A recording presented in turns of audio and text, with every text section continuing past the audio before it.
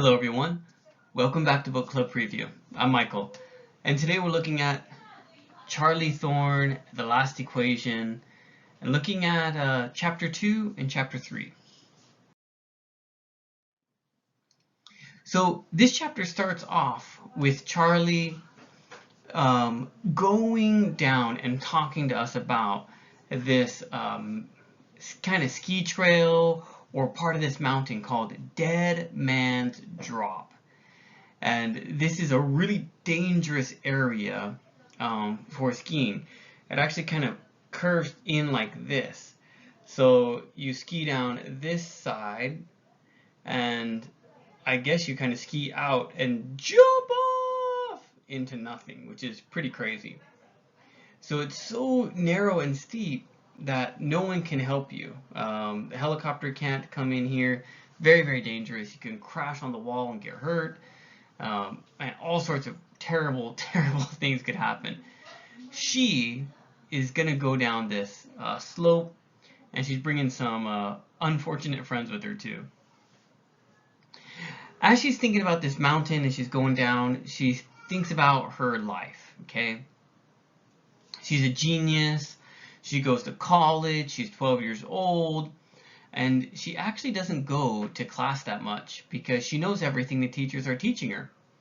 Really what she does with her time is goes mountain biking, skiing, hiking, just anything, anything she can do to enjoy the outdoors. And when it's test time, she goes to her class, she takes a test, and goes home. And gets an A, gets 100%. Boom. She even talks about one class where it's a math class, and she went the first day, she was late, she stayed 15 minutes and then left. And she felt like the teacher was a little bit hurt or offended. And so when she had her test, the teacher added some extra questions in there that weren't in the course, trying to make her fail. But she answered all the questions, even found a mistake that the professor made on the test. So she circled the mistake in red and wrote sloppy work. Oh man, I bet that professor was so angry.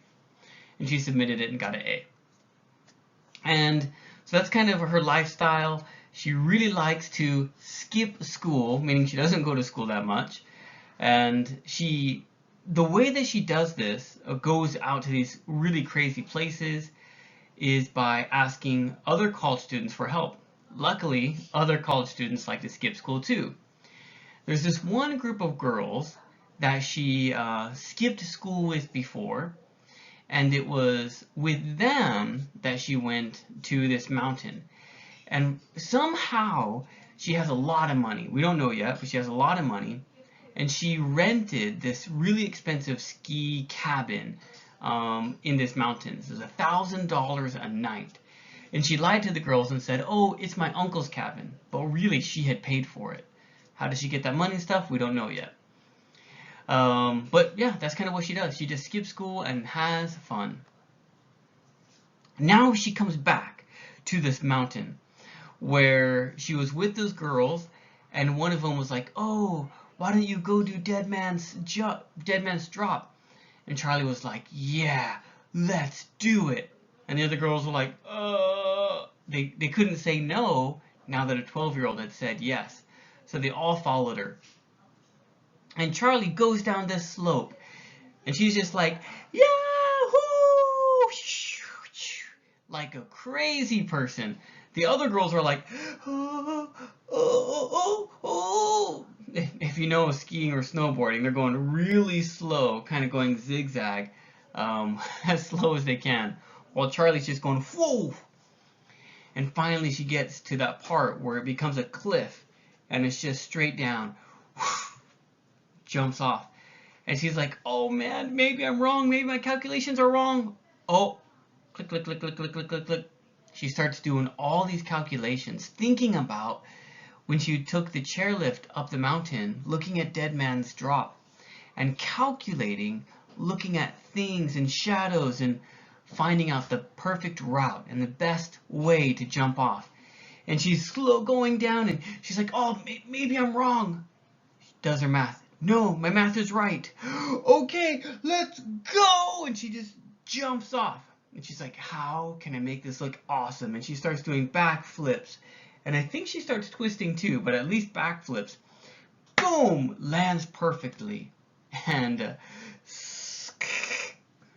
goes to a stop. And people are cheering because, wow, that looked awesome. Chapter 2, I believe. When she stops, she sees someone waiting for her. And this is Moon, Agent Moon. Milana, I can't remember the first name, is standing there waiting for her. And she kind of gives a description of Agent Moon. She seems kind of big and tough. We learn that she can fly an airplane, a jet, really, really well. And so the CIA agents had flown to Colorado, GPS tracked Charlie, and were trying to get her. And they even followed her up the ski lift. And they thought they weren't being seen. But Charlie, she knew that she was a genius, and someday someone would try to get her.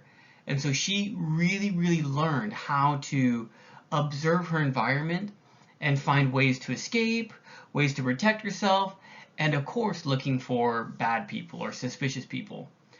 And that's what she discovers when she sees Agent Moon, who she doesn't know is Agent Moon yet, waiting for her.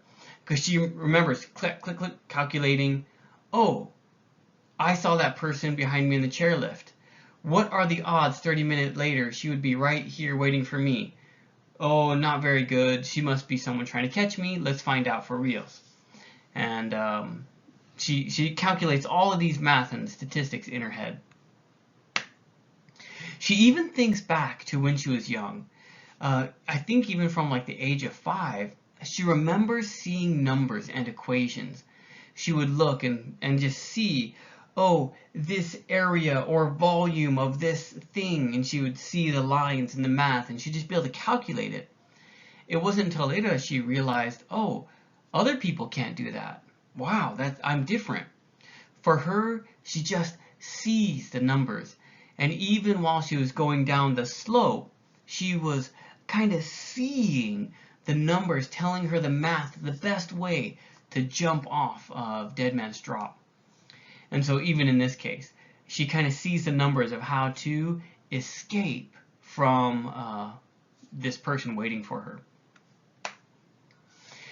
So she takes off. She decides to run. Agent Moon is looking at, what's her name?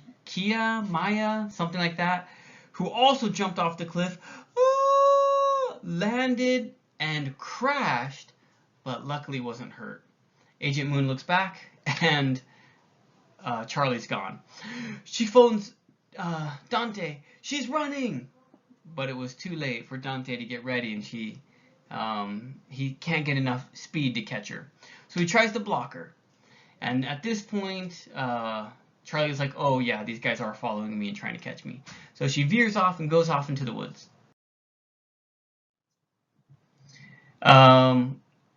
As she goes into the woods, she's kind of dodging through the woods. She picks up her ski pole, puts it between some tree branches, and goes underneath it. Agent Moon crashes, we think, into the pole and the tree. And Charlie's like, yeah, I did it! Oh! Suddenly, there's no ground underneath her skis. And that's how the chapter ends. Vocabulary. I'm not sure how to actually pronounce this word. I think it's French. Corlaire, perhaps. But it just means like this gorge or like this steep area between two mountains, which can be very dangerous to hike or ski down. But that's kind of what it's called. Slewing is kind of the way of moving through something. I can't remember, someone is like skiing like a bear or something. Imagine a big fat bear trying to go through the snow on skis. Sauntered is kind of a way of walking, like confident, courageous, proud, okay, saunter. Sorority. A sorority is a like a dormitory or a house full of some girls or guys that are part of a group together. They have a special name, a special like kind of club system, and if you join that group, you can stay in that house, and all of the people there are kind of like your brothers or your sisters. For brothers, for men, we call it fraternity. For women, we call it sorority. And so there was a group of girls from a sorority that she went with. Swanky is like cool or fancy. Triangulated, calculate, locate. If I have a satellite here and the position comes here, and I can use that triangle to determine the location here. It's kind of finding the location.